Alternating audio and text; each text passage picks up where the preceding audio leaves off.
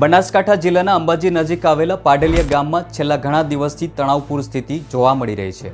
આદિવાસી સમાજ અને પોલીસ વચ્ચે થયેલી અથડામણ બાદ આ ગામ રાજ્યભરમાં ચર્ચાનું કેન્દ્ર બની ગયું છે। શરૂઆતમાં જમીન ખાલી કરવાની કાર્યવાહી હતી, પરંતુ થોડા સમયમાં જ આ મામલો ગંભીર બની ગયો છે અને હવે રાજકીય રંગ ધારણ કરી રહ્યો છે। આ સમગ્ર ઘટનાને લઈને વિગતવાર વાત કરીશું। નમસ્કાર, હું છું દિનેશ ઝાલા અને વિડીયોમાં આગળ વધતા પહેલા અમારી ચેનલને સબસ્ક્રાઇબ કરવાનું ભૂલશો નહીં।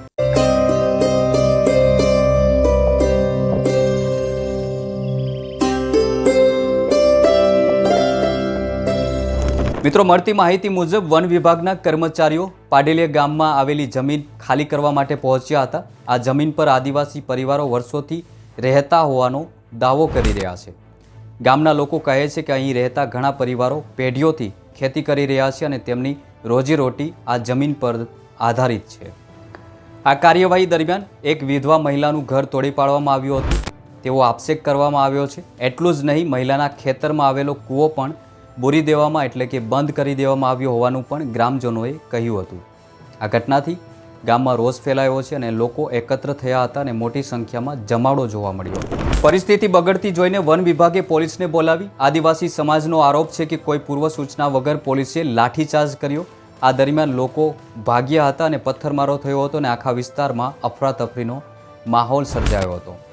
પોલીસના જણાવ્યા અનુસાર આ ઘટનામાં લગભગ 47 જેટલા પોલીસ કર્મચારીઓ ઘાયલ થયા છે અને બીજી તરફ ગ્રામજનો કહે છે કે ઘણા આદિવાસી યુવાનો અને બાળકોને પણ નાની મોટી ઈજા પહોંચી છે, પરંતુ તેમની ફરિયાદ લેવામાં આવી નથી। આ બાબતને લઈને લોકોમાં વધુ ગુસ્સો જોવા મળી રહ્યો છે। આ સમગ્ર ઘટનાને લઈને યુવરાજસિંહ જાડેજા અને ચેતર વસાવા પણ મેદાનમાં આવી ગયા છે। ચેતર વસાવા પણ આદિવાસી વિસ્તારના લોકોને મળવા આવ્યા હતા।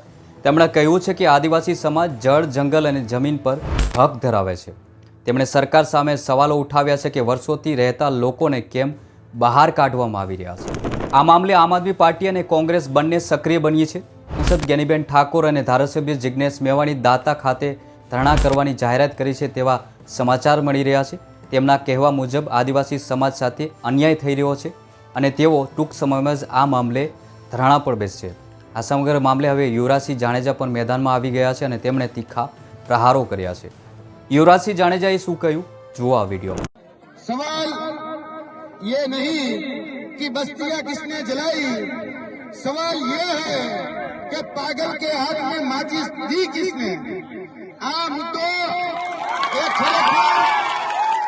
જોવા જઈએ તો જે વન વિભાગ અને જે પોલીસ કર્મચારીઓ જે ક્યાંક ને ક્યાંક આદિવાસી સમાજ અને જે આદિવાસી વિસ્તાર ઉપર જે દમન કરી રહ્યા હતા, એના ભાગરૂપે આ જે ઘટના ઘટી, હમણાં જ સરપંચ સાહેબે અને આપણે કુવાની જયારે કહી શકાય કે સ્થળ તપાસ કરતા હતા ત્યારે જે સાંભળવા મળ્યું, જે જાણવા મળ્યું, એના આધારે એક વાત તો પ્રસ્થાપિત થાય છે કે તાલી એ એક હાથે નથી વાગી, તાલી બે હાથે વાગી છે અને એક તાલી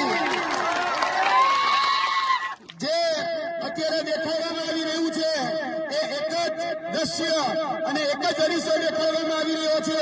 બીજો અરીસો એટલે કે પડદા પાછળનું જે દ્રશ્ય છે એ ક્યાંક ને ક્યાંક છુપાવવામાં આવી રહ્યું છે। જે રીતે આદરણીય સરપંચ સાહેબે જે રીતે વાત કરી કે અહીંયા જયારે કૂવો ખોદાતો હતો ત્યારે જે વિધવા બેન હતા, એમના પતિશ્રી હતા, એ જયારે કૂવામાં કામ કરતા હતા ત્યારે એમનું એમાં દેહાંત થયેલું અને ત્યારબાદ આ જે કૂવો છે એ કૂવાના દ્રશ્ય પણ અત્યારે અમે નિશાળ્યા।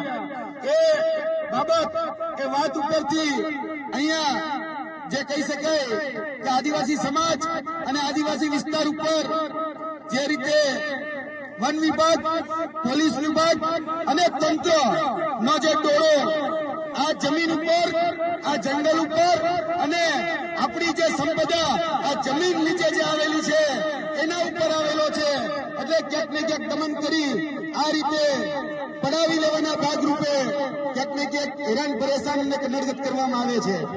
મેં તમને પહેલા કહ્યું એમ કે તાલી એક હાથે નથી વાગી, તાલી બે હાથે વાગી છે।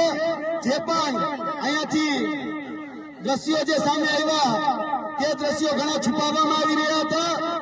પોલીસ વિભાગ એક તરફી જ અત્યારે વર્ઝન આપી રહ્યું હતું।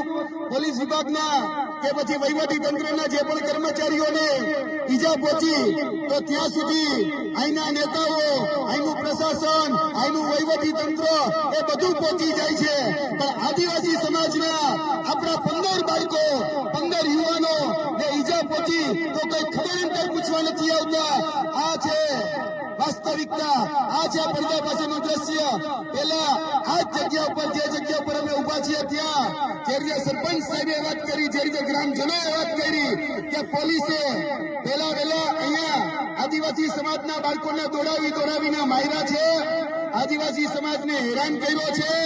આદિવાસી સમાજે સ્વરક્ષામાં છેલ્લે કાંઈ ન વધે ત્યારે એ ક્યાંક ને ક્યાંક જે વસ્તુ મળી એનાથી પોતાનો સ્વ બચાવ કરેલો છે. બાકી આ ઘટનાને જે રીતે રૂપ આપવામાં આવી રહ્યું છે એ રૂપ બહુ ખતરનાક છે.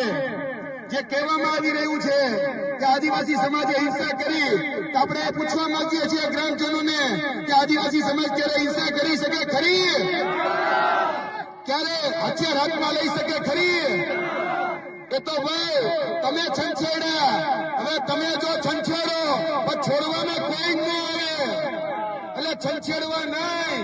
મહેરબાની કરી આદિવાસી સમાજ શાંત બેઠો છે. આદિવાસી સમાજ લાગણીશીલ છે. આદિવાસી સમાજે હંમેશા માન મર્યાદા સાથે રહેનારો સમાજ છે, પણ જો તમે એને છંછેડો તો પછી કોઈને છોડે નહીં. પેલો પ્રહાર એ પોલીસ અને વન વિભાગના માધ્યમથી કરવામાં આવ્યો. એના પ્રતિકારના ભાગરૂપે આ જે ઘટના બની એમાં ક્યાંક ને ક્યાંક હજી પણ અધૂરું ચિત્ર એ રજૂ કરવામાં આવી રહ્યું છે. પોલીસ સામે બીજા પક્ષે એફઆઈઆર નોંધતી નથી. શા માટે ભાઈ એફઆઈઆર નોંધતી નથી? કોના ઈશારે એફઆઈઆર નોંધવામાં નથી આવતી? ક્યાં અધિકારીઓ, ક્યાં એસપી, ક્યાં નેતાઓ આ જ વિસ્તારમાંથી વન પર્યાવરણ મંત્રીનો હવાલો લઈને બેઠા છે? નેતાઓ ક્યાં છે ભાઈ? કેમ આદિવાસી સમાજની પૂછપરછ કરવા માટે નથી આવતા? ત્યાં પ્રશાસન તંત્ર કે વહીવટી તંત્રના અધિકારીને મળવા જાય છે તો આદિવાસી સમાજની એને ચિંતા નથી? એને આવવું જોઈએ ને. આદિવાસી સમાજને પાડેલિયા ગામે આવીને મુલાકાત કરવી જોઈએ.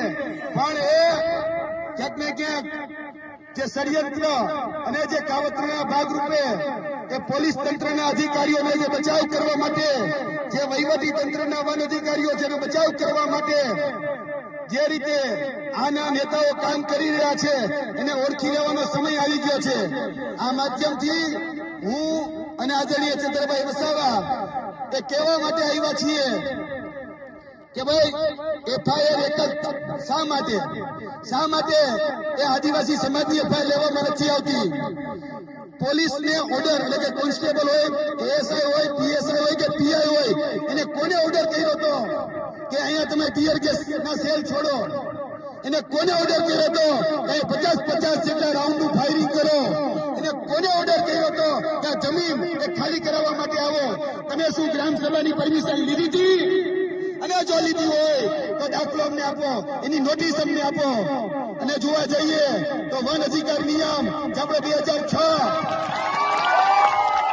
આપણે કોઈ નોટિસ લેવાની જરૂર હોતી નથી જો આપણે પોતાનો હક રાખતા હોય તો.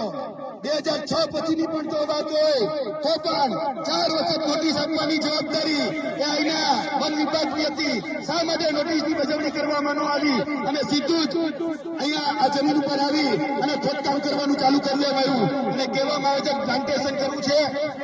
એટલે ભાઈ ડિસેમ્બર મહિનામાં શેનું પ્લાન્ટેશન કરવું જોઈએ? તો આવો 2 મહિનામાં, જૂન મહિનામાં. આ સમગ્ર ઘટનાએ એક મોટો સવાલ ઊભો કર્યો છે કે શું વર્ષોથી રહેતા લોકોને તેમની જમીન પર હક મળશે કે પછી આવા સંઘર્ષો ફરી સામે આવશે? હવે સરકાર અને વહીવટી તંત્ર શું નિર્ણય લેશે તેમના પર સમગ્ર રાજ્યની નજર ટકેલી છે. આ ઘટનાને લઈને તમારું પણ શું કહેવું છે કમેન્ટ કરીને જરૂર જણાવજો અને આવી વધુ રસપ્રદ ન્યૂઝ સ્ટોરી જોવા માટે અમારી ચેનલને સબસ્ક્રાઇબ કરવાનું ભૂલશો નહીં.